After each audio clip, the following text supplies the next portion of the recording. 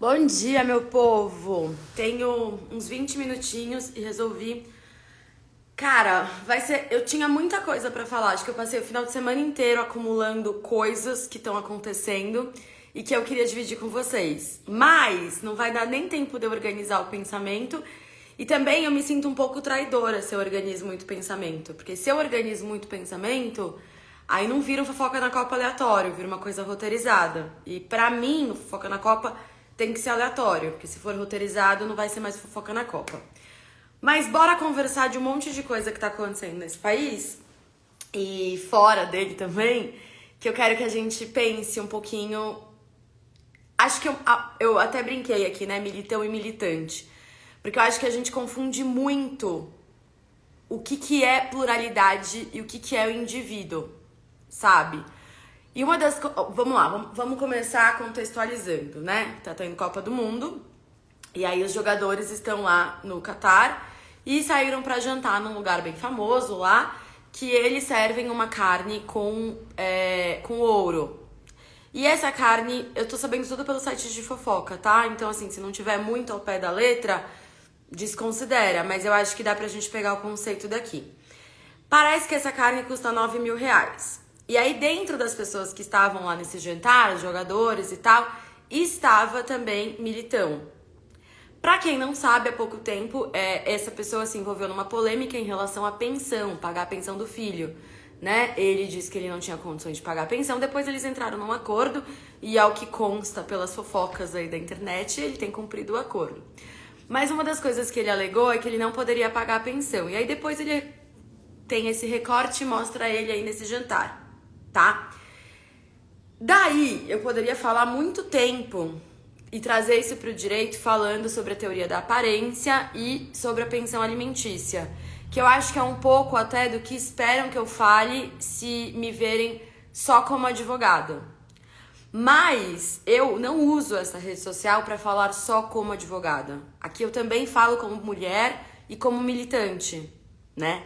Então eu não vou me aprofundar na teoria da aparência aqui, mas se alguém tiver alguma dúvida em relação a isso, depois a gente pode fazer um conteúdo jurídico, um desjuridicando pra gente falar do conteúdo da aparência. Aqui eu quero trazer a polêmica assim que eu mais tenho lido, que é: pô, mas se o dinheiro é dele, ele não gasta como ele quiser? E isso vai muito de encontro com uma discussão que eu tive na semana passada e que ainda tá latente aqui, que eu quero dividir com vocês. O que aconteceu? No grupo da pós-graduação, uma pessoa perguntou de um determinado professor que tava na dúvida se fazia um curso com ele ou não, né? E perguntou se alguém conhecia e tudo mais. Aí eu falei, olha, eu fiz um curso dele em 2010, já faz muitos anos, e eu não gostei na época que eu fiz, porque ele fazia comentários muito, muito machistas, e isso me incomodava muito. E aí outras pessoas trouxeram relatos de cursos mais recentes dizendo, ele ainda faz, é bem desagradável. Comentários machistas são desagradáveis em todas as áreas, sem exceção, né? É uma coisa que é desagradável viver em sociedade com pessoas que se sentem confortáveis e legitimadas a fazerem esse tipo de comentário. Mas na área do direito das famílias, me dói mais, sabe? Juro pra você, assim... E aí pode ser até uma limitação intelectual minha. Mas se eu vejo um cara do mercado financeiro fazendo uma piada, um comentário machista, eu me posiciono, obviamente, me dói, me cansa, mas tá ali. No direito das famílias vai além. Eu me posiciono, me dói, me cansa, só que me preocupa 300% mais. Porque esse tipo de comentário é o tipo de comentário que eu vou enfrentar no judiciário depois. Que não é piada, entende? Então me pega mais. E aí começou uma discussão do cara falou assim, mas ele ser um bom professor e transmitir o conteúdo é uma coisa, ele fazer piadas machistas é outra. E aí ele começou a dar exemplos assim que são absurdos. Quem tava aqui viu os prints, que era o goleiro Bruno pode ser um excelente goleiro, mas matou uma mulher. Se eu inverter a ordem da frase, ela já não faz nenhum sentido. Uma pessoa matou uma mulher, mas... Não tem mais, gente. Uma pessoa matou uma mulher, né? A partir daí, não tem mais, na minha concepção. Mas ele pode ser um excelente goleiro. Não, ele não pode. Ele não pode ser um excelente goleiro. E aí, às vezes, as pessoas trazem isso assim... ele pode ser um agressor com a mãe da criança, mas pode ser um excelente pai. Não, ele não pode. Porque a gente não pode separar as funções da pessoa. Ser um excelente pai também está ligado a como você trata a genitora do seu filho, a mãe do seu filho. Entende? Não dá pra eu separar assim, ele é um excelente professor, porque ele transmite o conteúdo, mas ele propaga um pensamento machista. Não, então ele não é um excelente professor, porque um excelente professor entende o que tá ligado ao cargo, o que tá ligado à função social daquela profissão. E aí eu costumo falar, né, e até me indispor com bastante advogado, porque eu falo que tem um advogado que é o letra da lei, né? Que é aquela pessoa que leu a lei. Então ela até decorou os artigos. E aí, dito isso, ela acha que ela é um excelente profissional, que ele é um excelente profissional, porque ele sabe os artigos de cor. Só que ele ignora uma coisa que é muito importante, que é o social. Não é porque a lei diz que ela é justa. Tanto é que pouquíssimo tempo atrás, a lei dizia que tudo bem você ter um escravo. A lei dizia mulher direita. A lei dizia que casais homossexuais não podiam se casar. Então por que a gente não pode ser um profissional letra da lei?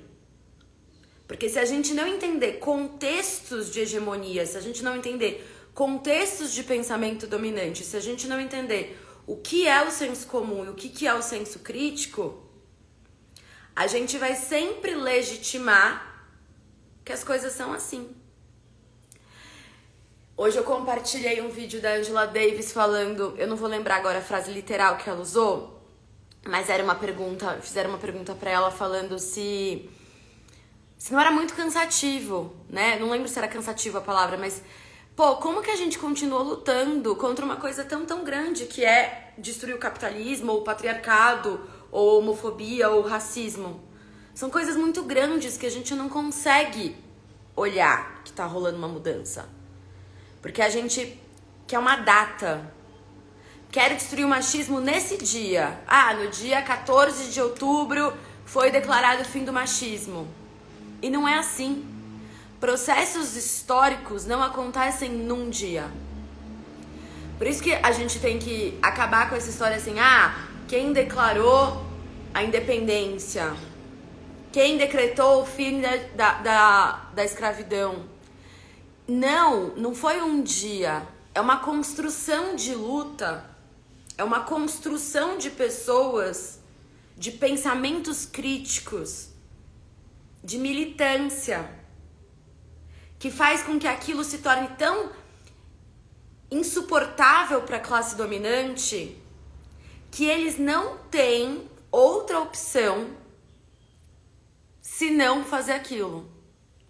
O fim da escravidão, ele não acontece porque uma pessoa foi lá e falou: eu gosto de negros, acho que é importante eles terem algum direito. Não, deixa eu vir aqui e vou assinar. Não, é um processo de luta em que várias pessoas morreram e várias pessoas lutaram para aquele direito. Por isso que eu não gosto quando a gente coloca direito na conta do privilégio. Eu não sabia da polêmica que estava acontecendo com uma blogueira de maquiagem. E aí eu vi no Twitter alguém postando o vídeo dela e ela falando: eu tenho o privilégio de ficar 7 dias na cama e tal. E a pessoa descendo a lenha, eu falei: não, mas pera lá. Ficar 7 dias na cama porque tá doente não é um privilégio, é um direito. E a gente não tem que criticar essa pessoa porque ela pode. A gente tem que lutar para que todos possam. Aí depois eu fui ver que a polêmica era muito mais embaixo, né? Que a pessoa realmente tem um discurso elitista e preocupante. Mas por que eu tô dizendo tudo isso? E o que isso tem a ver com militão e se pode ou não comer a carne? Né? Primeiro, eu acho que a gente tem que entender qual é a função social do futebol. Fizeram a gente acreditar que política, futebol e religião a gente não se discute. E engraçado, né? Porque política e futebol têm a capacidade de aflorar na gente coletivo. E a religião também. Engraçado que estão falando pra gente não discutir coisas que são coisas de mobilização. Quando eu me valho de religião, eu tô dizendo que um grupo determinado de pessoas tem uma crença em determinada coisa. E eu tô usando do que os une, do que os conecta para fazer esse aglomerado de pessoas. Quando eu digo que não se discute política, futebol e religião, eu tô dizendo que eu não discuto a capacidade de mobilização popular. É isso que eu tô dizendo. Porque discussão não é um problema, gente. Acho muito curioso quando as pessoas falam, não, mas eu não quero discutir. Ué, como não? Discutir é que nos torna uma democracia. As pessoas acham que democracia é a vontade da maioria. Não é isso. Pode ser isso também, né? A gente não vai discutir aqui o conceito de democracia. Mas democracia é a nossa capacidade de criar um raciocínio e trazer isso pra pauta. Democracia é a capacidade da gente construir assembleia, é a capacidade da gente conversar em praças, da gente ouvir o contraditório. Olha, me desculpa, eu discordo de você. Você não precisa me pedir desculpa por discordar de mim. Pelo contrário, é dentro da discordância que a gente cresce. Como que se faz pesquisa? Como que se faz contraditório? Eu te ouço. Eu vejo o que está sendo dito e então eu formulo um contraditório. E é dentro do contraditório e da discordância que a gente sobe o debate. O que não pode acontecer, né? Assim, o que não pode se valer é da gente deixar essa discordância rasa. Porque senão a gente não avança. Então, por exemplo, falar assim, olha, eu discordo do que está acontecendo na China. Mas o que está acontecendo na China? Teste de Covid anal. Isso não está acontecendo em lugares públicos e jogam um vídeo ali aleatório. Não dá pra gente evoluir nesse debate porque é uma coisa que não tá acontecendo. E se tiver acontecendo, você precisa trazer pro debate onde, como, porquê, com quem, em que situação. Ai, Natália, mas em que situação isso seria válido? Eu não sei também. Mas para eu tomar um partido e ter um posicionamento, eu preciso olhar pro todo. Se eu olhar só para um recorte, meu posicionamento é raso. Ah, mas aí eu não posso? Você pode fazer o que você quiser, né? Mas a gente vai ser criticado e vai ser refutado por isso. E o que tudo isso tem a ver com o Militão, a carne e os jogadores? Quando a gente pensa em futebol e a gente pensa em Copa do Mundo e a gente pensa em Brasil, a gente precisa entender o que são aquelas pessoas que estão ali nos representando. Tudo é político. E se tudo é político, aquelas pessoas representam muito mais do que o futebol. Aquelas pessoas representam possibilidade. Vocês têm noção do que é isso? Possibilidade de sonhar. Possibilidade de idealizar. Tem uma imagem que vira e mexe viraliza nas redes sociais, que é uma mulher com um escrito na camiseta, que diz alguma coisa, não sei literal, mas quem tem ambições individuais nunca vai entender aspirações coletivas. Então, quando a gente fala, não pode comer uma carne de 9 mil reais e ostentar isso em rede social, enquanto seu país voltou para o mapa da fome, enquanto seu país está lidando com instabilidade alimentar, Enquanto tem gente que não faz 3 refeições por dia nesse país. Então não existe esse discurso do dinheiro é dele, ele faz o que ele quiser. Porque quando a gente faz esse discurso, a gente esquece como que se ganha dinheiro. A gente ganha dinheiro vendendo a nossa força de trabalho, a menos que você seja herdeiro. Mas eu acho que aqui nem tem herdeiro. E se tiver, não tá consumindo meu conteúdo. Quando a gente vê a classe trabalhadora ocupando esses espaços sem nenhuma reflexão envolvida, apenas por ostentação, merece a crítica. Porque se ele não tá fazendo a meia-culpa, se ele não tá colocando o adendo, se ele não tá fazendo essa reflexão, então que todos nós façamos. Porque o problema não é você ou quem quer que seja comer a carne de XYZ. O problema é ter gente passando fome e ter gente com influência política sem fazer nada para combater isso. O problema é as pessoas acharem que fazer doação de cesta básica ou de 10 cilindros, 15 cilindros de oxigênio sem fazer posicionamento político resolve.